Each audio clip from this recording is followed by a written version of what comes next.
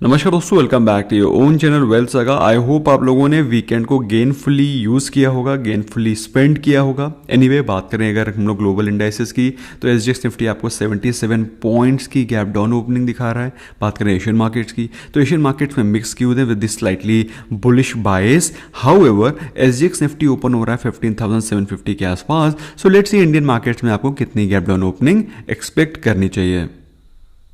तो दोस्तों, अगर आप ऑब्जर्व करें तो एसजीएक्स निफ्टी के मुताबिक अगर निफ्टी 50 को देखें तो निफ्टी 50 ने पिछले ट्रेडिंग सेशन में 61 पॉइंट्स की पॉजिटिव क्लोजिंग दी थी और क्लोजिंग हुई थी ऑलमोस्ट 15,800 के आसपास। सो 15,750 के आसपास अगर ओपनिंग होती है तो हमें निफ्टी 50 में 50 पॉइंट्स की गैप डाउन ओपनिंग एक्सपेक्ट करनी चाहिए। और सिमिलरली सेंसेक्स में भी आप 52,100 के आसपास की ओपनिंग एक्सपेक्ट कर सकते हैं। और निफ्टी बैंक और mid cap small cap stocks में भी आपको कुछ प्रॉफिट बुकिंग दिखाई पड़ सकती है, क्योंकि mid cap small cap stocks में काफ़ी दिनों से फ्रेश बाइंग चल रही है। दोस्तों, अगर पिछले ट्रेडिंग सेशन के बारे में बात करें तो सबसे ज़्यादा टॉप गेनर्स में थे टाटा स्टील, जेएसडब्ल्यू स्टील। अब तो दोस्तों, चूंकि ये दोनों के दोनों स्टॉक्स काफ़ी ज़्यादा तेज़ी से भाग रहे थे, तो हो सकता है इनमें आपको कुछ प्रॉफिट बुकिंग दिखाई पड़े। ऑल्दो टाटा स्टील में एक ब्रेकआउट दिखाई पड़ रहा था, हाउएवर अगर प्रॉफिट बुकिंग आती है मार्केट में तो जितने भी स्टॉक्स हैं जिसमें कि रिसेंटली रनअप आया है उनमें प्रॉफिट बुकिंग होना तय है। एनीवे, बात करें कोल इंडिया और डॉक्टर रेड्डीज लेबोरेटरी, ये दोनों स्टॉक्स में भी पिछले ट्रेडिंग सेशन में अच्छा खासा गेन दिखाई पड़ा था। तो पिछले ट्रेडिंग सेशन में भी कुछ स्टॉक्स में प्रॉफिट बुकिंग दिखाई पड़ रही थी, और उसमें थे लार्सन, उसमें थे एचडीएफसी लाइफ, उसमें थे SBI life and IndusInd bank. तो दोस्तों, बैंकिंग सेक्टर के स्टॉक्स में आप डेफिनेटली आज फोकस रख सकते हैं। और एक ग्रुप ऑफ स्टॉक है उस पर भी आप फोकस रखें। मार्केट में निगेटिविटी क्यों है, मार्केट में गिरावट क्यों दिखाई पड़ सकती है, उसके बारे में हम लोग आगे डिस्कस करेंगे। दोस्तों, जो चीज़ आपको ऑब्जर्व करनी चाहिए और मैं आपका अटेंशन ड्रॉ करना चाहता हूं उसकी तरफ, वो है natural gas and crude oil के बढ़ते हुए प्राइसेस। क्रूड ऑयल में दोस्तों अच्छी खासी तेज़ी नज़र आ रही है, स्पेशली अगर हम नेचुरल गैस को देखें तो अप्रॉक्सीमेटली 6% का जंप दिखाई पड़ रहा है। So you need to observe this. इसके अलावा दोस्तों, अगर बात करें हम लोग प्रेशियस मेटल्स की, तो गोल्ड अपने 49,000 के आसपास कॉन्सोलिडेट कर रहा है, ऊपर जाता है फिर नीचे आता है। फिलहाल पिछले सेशन में 318 पॉइंट्स की गिरावट दर्ज हुई। हाउएवर सिल्वर में तेज़ी थी और 72,000 के ऊपर ही ट्रेड कर रहा है। अगर दोस्तों बात करें हम लोग करेंसी पेयर में, तो कल यूएस डॉलर में आपको ऑलमोस्ट फ्लैट कारोबार होता हुआ दिखाई पड़ा, लेकिन कोई भी वीकनेस नहीं थी। इसके अलावा euro, great Britain pound, Japanese yen के सामने Indian rupee was slightly weaker. अब दोस्तों, बात आती है कि आज के दिन निफ्टी 50 के क्या इंपॉर्टेंट लेवल्स हो सकते हैं। तो पिछले डिसीजन में जैसे कि मैंने आपको बताया कि ऑलमोस्ट 15,800 लेवल्स के आसपास निफ्टी 50 में क्लोजिंग हुई थी। तो आज अगर मार्केट में वीकनेस कंटिन्यू रहती है तो जो पहला पिवट है वहीं पर ही आपको ओपनिंग एक्सपेक्ट करनी चाहिए, दैट इज 15,750। और उसके नीचे अगर गिरावट आती है तो 15,700 के लेवल्स आपको आज दिखाई पड़ सकते हैं।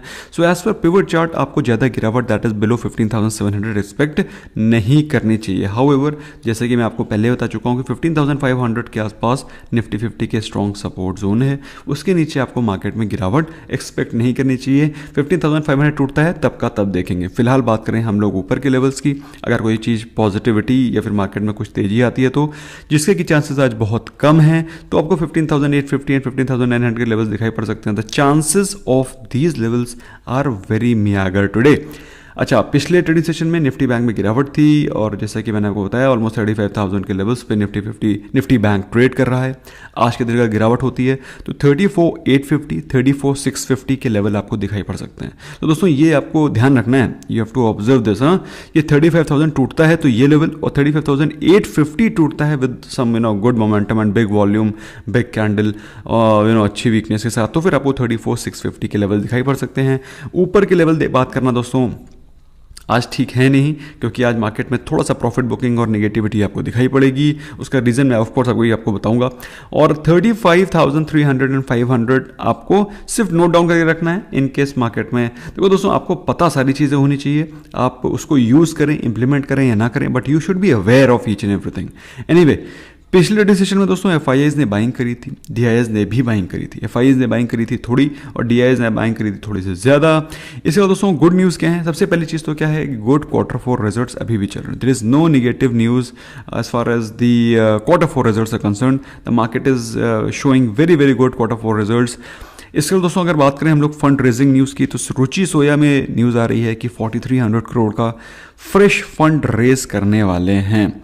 तो आज रुचि सोया को आप लोग ऑब्जर्व कर सकते हैं। Although I do not recommend और rather I have not bought Ruchi soya ever. अगर आपको इन्वेस्ट करना है तो you should be mentally prepared. हाँ, नॉट सो गुड न्यूज़ क्या दोस्तों, सबसे पहली चीज़ तो आपको मालूम होना चाहिए, जो सुचिता दलाल जी हैं उन्होंने अपने ट्वीट से कुछ इस तरह का कहा है कि कुछ पर्टिकुलर ग्रुप है जिसमें कि प्राइस को रिग किया जा रहा है। एनीवे, NSDL ने तीन FIIs के अकाउंट जिसमें कि 43,500 करोड़ के वर्थ के अडानी ग्रुप के शेयर से उनको फ्रीज कर दिया। अब आगे क्या होगा ये देखने वाली चीज़ होगी, लेकिन दोस्तों अगर इस प्रकार का कोई डिसीजन लिया जाता है FIIs के अकाउंट्स को लेकर के, so that's not a very positive sign. However you should be aware कि इस प्रकार का कुछ चल रहा है। और दोस्तों जैसे कि मैं आपको पहले ही बताता रहता हूँ कि क्रूड का प्राइस बढ़ना इंडिया के लिए इज़ अ नेगेटिव न्यूज़, क्योंकि India is a net importer. काफ़ी ज़्यादा पार्ट इंडिया की इकोनॉमी का क्रूड के इम्पोर्ट में काफ़ी ज़्यादा पैसा जाता है। अगर बाई चांस प्राइस बढ़ता है, जो कि ऐसा लाइकली है कि जो अभी $73 चल रहा है वो $80 के आसपास बढ़ सकता है in couple of few weeks, ऐसा माना जा रहा है।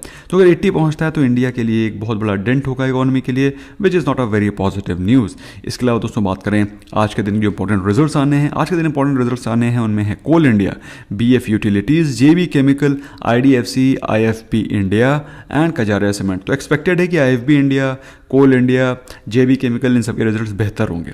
अच्छा, पिछले ट्रेडिंग सेशन में जो इंपॉर्टेंट रिजल्ट्स आए थे उसमें थे BML, BHEL का काफ़ी तगड़े लॉस से इन्होंने अपने लॉस को कम किया है। Cochin shipyard, AWS financial services, Goa carbon, sun TV, तो इन सब के रिजल्ट्स आए थे पिछले कुछ दिनों में, 1-2 दिनों में। बाकी डिटेल में मैं आपको रिजल्ट्स इन एनी केस अपने टेलीग्राम चैनल पर बता ही दूंगा। ओके, तो आज करना क्या है, what is to be done. Nifty 50 का जो निफ्टी का विक्स कह लीजिए, इंडिया विक्स कह लीजिए, दैट हैज क्रैश्ड बिलो 14.5 के आसपास चला गया है। तो इसका मतलब क्या है, इसका मतलब ये है मार्केट बिल्कुल रिलैक्स हो गई है इस समय। रिलैक्स इन द सेंस कि market is very much clear about the up move. ऐसे में आपका जो मूड है वो बुलिश ही रहना चाहिए और गुड क्वालिटी स्टॉक्स को डिप्स पे एक्यूमुलेट करना चाहिए। अब इस प्रकार की डिप्स जैसे कि आज आ रही है, इस डिप्स में आपको अच्छी क्वालिटी ऑफ स्टॉक्स को अच्छे लेवल्स पे बाय करना चाहिए। अब कौन से वो अच्छे स्टॉक्स हैं दोस्तों, आपको आई एम श्योर पता होगा, आपने रिसर्च कर रखी होगी, उनमें आपने GTT ऑर्डर लगा रखा होगा। अगर GTT नहीं लगाया है, यू मस्ट प्लेस इट। और GTT ऑर्डर क्या होता है दोस्तों, it's an exclusive feature of Zerodha. अगर अभी तक आपने अकाउंट नहीं खोला है तो फिर you can open the account, link is right there. और खोलना चाहते हैं तो you will get lot of benefits from our side as well. अच्छा, एक चीज़ और है कि अगर आपको कंफ्यूजन है कौन से क्वालिटी ऑफ स्टॉक्स, अच्छे क्वालिटी ऑफ स्टॉक्स को बाय करें, तो WSG CRSIP का लिंक मैंने पिंड कॉमेंट में डाल रखा है। You can go and access it and you can buy this 1 lot on each dip. और दोस्तों इसमें बहुत ही शानदार स्टॉक है which will give you 15% plus CAGR in long run. Otherwise आपने जो स्टॉक्स सोच के रखे हुए हैं उनको डिप्स पे बाय करें, एक्यूमुलेट करें, लॉन्ग टर्म के लिए होल्ड करें। आज के दिन market can open gap down open होने के बाद हो सकता है वहां से बाउंस बैक कर जाए, या फिर हो सकता है वहीं कंसोलिडेट कर जाए, हो सकता है कोई खास गिरावट दिखाई ना पड़े। So should be mentally prepared, price action को देख के ही फ्रेश ट्रेड लेना है। Until then, bye bye for now.